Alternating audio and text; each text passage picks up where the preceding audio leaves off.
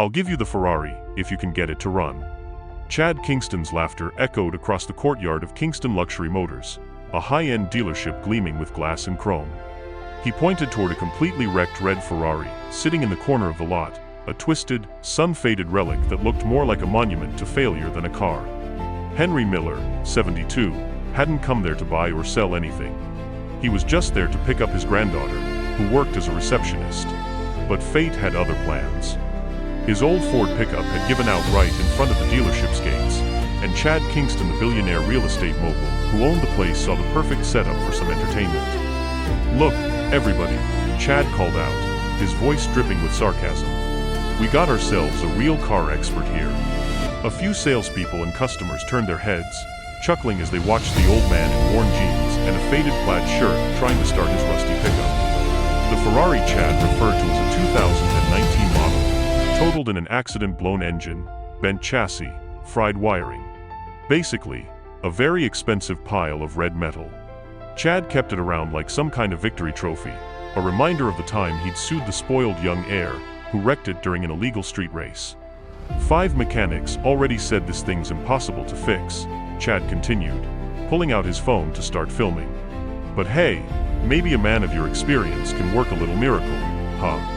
Henry slowly climbed out of his pickup, moving with quiet patience. His calm eyes swept over the destroyed Ferrari. The laughter around him got louder when people noticed his calloused hands and the grease-stained cuffs of his flannel shirt.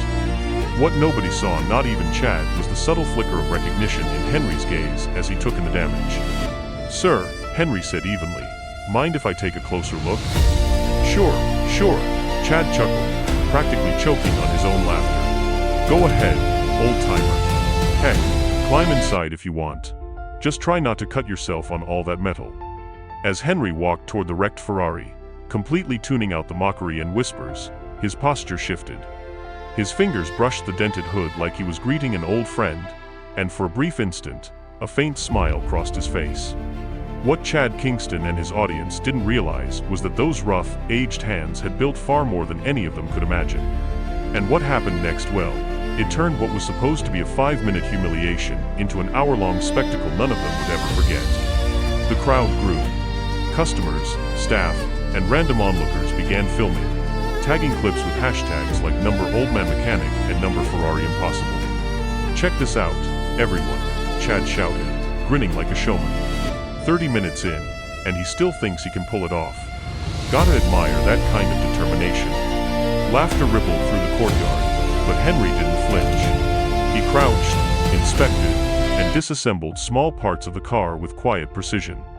His granddaughter Emily Miller was still out for lunch, unaware of the crowd gathering outside. She had no idea her boss Chad Kingston was putting on yet another cruel performance at someone else's expense. Chad had no clue that Emily worked for him, or that the man he was mocking was her grandfather. To him, Henry was just another easy target, poor, old, and powerless. "You know what really gets me?"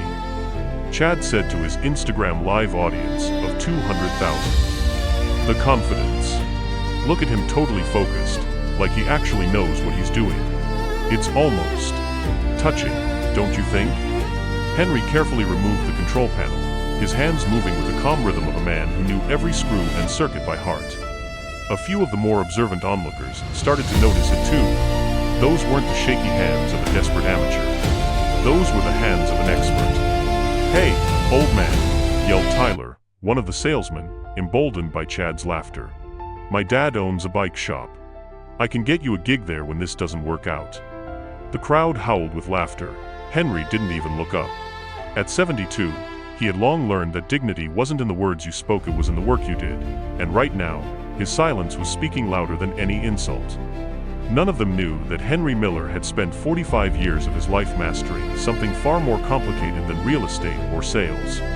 While Chad Kingston was busy stacking inheritances and manipulating contracts, Henry was building miracles one piece of metal at a time. 45 minutes. Chad Kingston called out, checking his flashy Rolex with a smirk. "That's a new record. Most people quit after 10. Gotta respect the persistence, huh?" Henry didn't look up. His steady hands kept working as he replied quietly, "Mr. Kingston, mind if I ask you something?" The billionaire paused, a little thrown off by the man's calm calm tone. "Ah, sure, what?" Henry's voice was even, deliberate. "Have you ever built something with your own two hands? Something that started as an idea and became real because you made it happen?" Chad blinked, caught off guard. "I built a real estate empire," he said, forcing a smug grin. Henry shook his head slightly. "No, that's buying. Not building." The laughter died off. Something in Henry's voice, quiet, certain, unbothered, carried a weight that made people uneasy. The dynamic had shifted. Two men stood before them now. One who'd spent his life owning things, and one who'd spent his life creating them. 2 hours had passed when Henry finally said, "I need a Phillips screwdriver, number 2, insulated handle." He didn't even look up. Tyler stammered, suddenly unsure. I'm not sure if we've got that here." Henry replied without hesitation. "Third drawer on the red workbench, second shelf, right next to the Torx keys." A ripple of confusion went through the crowd. How did this old man know the exact layout of a workshop he'd never stepped foot in? Chad tried to recover his swagger with a forced laugh. "Guess you've worked in a lot of garages, huh? That's how you know the setup." But the confidence in his voice was slipping. That was when Emily Miller returned from lunch. She froze at the sight of the crowd, dozens of people filming, and her heart dropped when she spotted her grandfather at the center of it all. "Hey, what's going on here?" she demanded, pushing through the onlookers. "Ah, one of our employees," Chad called out, still oblivious to who she was. "Come on, check this out. Your buddy here thinks he can fix a Ferrari that 5 top-tier mechanics declared a total loss." Emily's stomach twisted. She knew exactly who her grandfather was, and exactly what Chad Kingston was like. He thrived on humiliation, but she stayed quiet, trusting Henry's calm for the moment. Meanwhile, Henry had moved deeper into the Ferrari's main electrical system. His hands moved like clockwork, too precise, too practiced. Then he spoke, his tone almost conversational. "You know what the problem is?" Chad chuckled. "The problem is, that car's toast." "No," Henry said, glancing up for the first time. "This engine wasn't destroyed in the accident. It was sabotaged." That word hung in the air like a bomb. The crowd buzzed in confusion. "Sabotaged?" Chad laughed, but this time, it sounded forced. "You kidding me? It was a fully documented accident. The police investigated it." "Oh, I'm sure they did," Henry replied, calmly pulling a burned wire free. "But whoever checked it didn't know what to look for. See this wire? It was cut first, then burned to make it look like it overheated.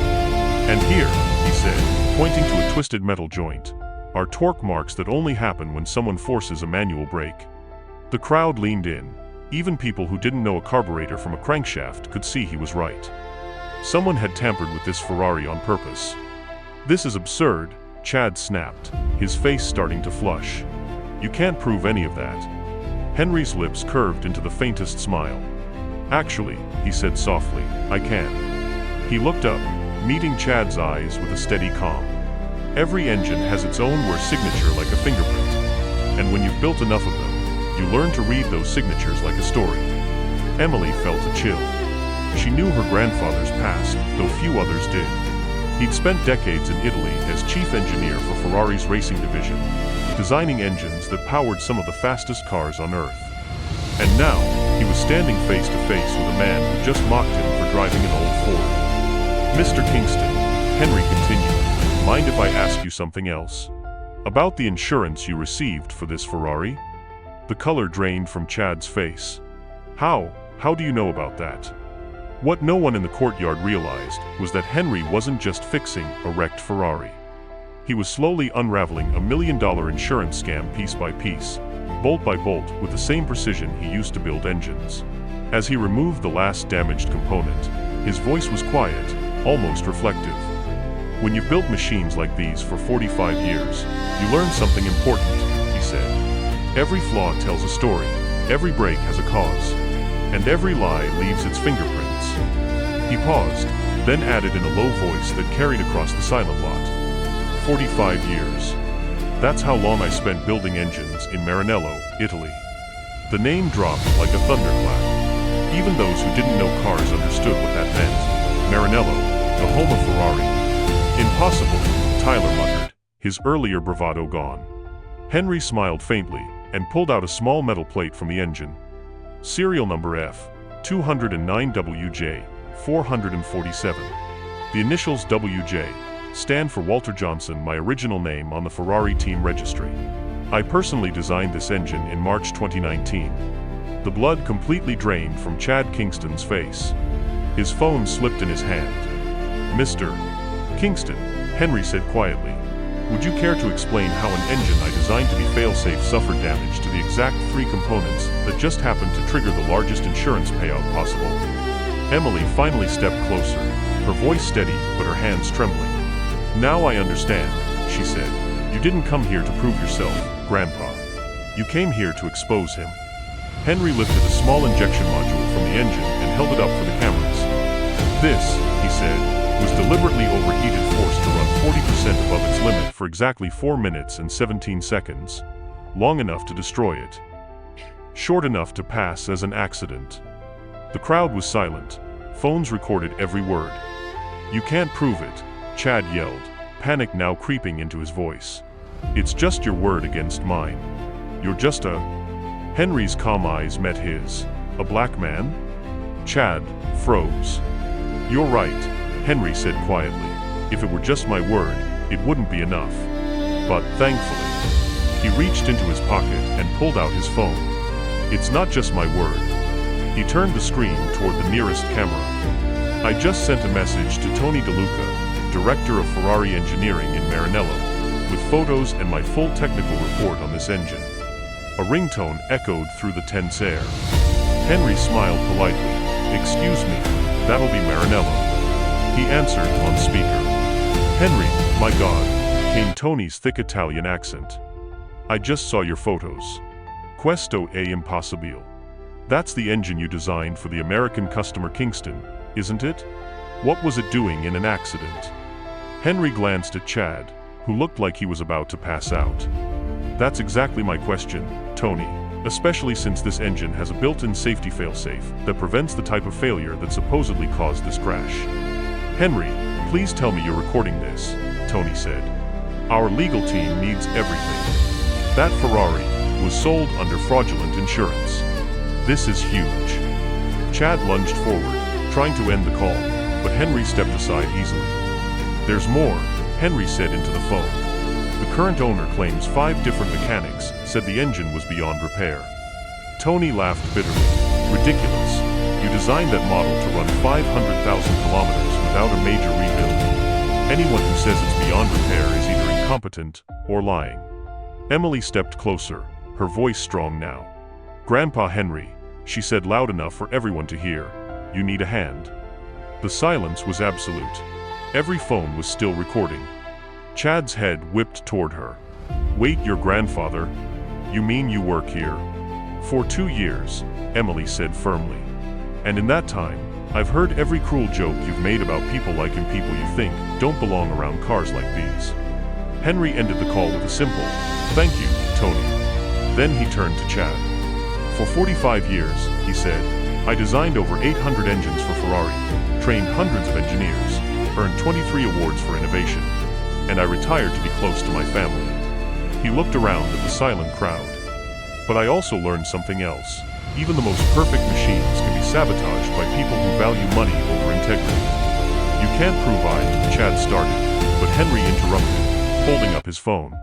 Actually, I can, he said calmly.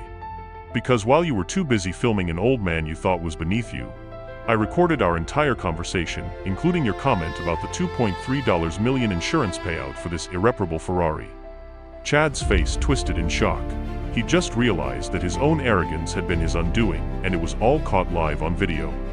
And since we're talking about recordings, Henry added evenly, I imagine the insurance company and the FBI will be very interested to know that the accident that cost them millions was actually deliberate sabotage. 3 weeks later, Henry Miller sat inside the Los Angeles field office of the FBI, watching his agents sifted through piles of documents spread across a long conference table. What had started as a casual video of an old man being mocked had turned into the key evidence in a federal investigation worth millions. Mr. Miller, said Agent Ramirez, peering over her glasses, your technical analysis was spot on. We've traced the same sabotage technique across at least 17 luxury vehicles, all tied to Kingston Corporation. You just blew open one of the biggest insurance fraud rings we've seen in years. Henry nodded quietly, his hands folded on the table. At 72, patience came naturally to him. And Chad Kingston? He asked calmly. Arrested yesterday morning, Agent Ramirez said with a hint of satisfaction. Charges include insurance fraud, obstruction, bribery, and resisting arrest. Apparently, when he realized his accounts were being frozen, he tried to slip the arresting agent $200,000 in cash. Didn't go well for him. Across town, Emily Miller stood in the very dealership courtyard, where everything had happened now under completely new ownership. The old sign had been taken down. The new investors, a group that believed in integrity over ego, had promoted her to general manager. "Grandpa," she said over the phone, her voice bubbling with excitement, "you're not gonna believe this. Remember that salesman, Tyler, the one who mocked you? He came to apologize. Said he hasn't slept properly since that video blew up." The video in question had gone viral worldwide, passing 15 million views across social platforms. It wasn't just about humiliation and redemption anymore. It had become a story, a symbol. Retired engineers, mechanics, and technicians from all over the country and even overseas began sharing their own stories. People who had been dismissed, overlooked, or disrespected because of age, color, or background. And right at the heart of it was one man, Henry Miller, the retired Ferrari engineer who turned a billionaire's mockery into a global lesson on respect. Not long after, Tony DeLuca flew in from Maranello, Italy. What was supposed to be a quiet reunion turned into a press event when Ferrari corporate decided to honor Henry publicly. Standing before an audience of journalists and automotive legends, Tony placed a red plaque in Henry's hands. "Henry, my friend," Tony said, his accent warm and proud, "Ferrari owes much to men like you craftsmen who built our reputation with dedication and honesty. Today, we honor that legacy." The company announced the creation of the Henry Miller Scholarship, a program to fund engineering degrees for talented students from underprivileged communities. 10 full scholarships to start, all merit-based. But perhaps the most meaningful change happened much closer to home. Back in his modest neighborhood garage, Henry found himself surrounded by teenagers' kids who wanted to learn the art of mechanics. What started as a one-man workshop quietly transformed into a community classroom. The difference between a good mechanic and a great one, Henry told his students, isn't the tools. It's the patience to understand what each part's trying to tell you and the respect you show while working on it. One of his most dedicated pupils was Marcus, a determined 17-year-old whose father had walked out on the family years earlier. "Mr. Miller," Marcus asked one day, tightening a bolt on an old Chevy engine, "how'd you stay so calm when that guy was humiliating you?" "I'd have lost it." Henry smiled softly. "Marcus, after 72 years, you learned something important. People who put others down just to feel bigger have already shown you everything you need to know about them. True strength isn't in snapping back, it's in building something so solid that no insult can break it." Meanwhile, Chad Kingston was living a very different story. His empire, once worth hundreds of millions, collapsed overnight. Investigators found that several of his real estate projects were financed through fraudulent insurance payouts. The luxury cars, the yacht, the mansion, all gone. Worse, his name became synonymous with greed and arrogance. Business schools began studying his downfall as a case of how pride can destroy success faster than any competitor. Tyler, the salesman who had mocked Henry that day, showed up at the garage one afternoon, nervously twisting his hands. "Mr. Miller," he said, his voice low, "I don't expect forgiveness. What I said that day was unforgivable, but I needed you to know I learned my lesson. And I'll carry it for the rest of my life." Henry looked at him steadily, then nodded.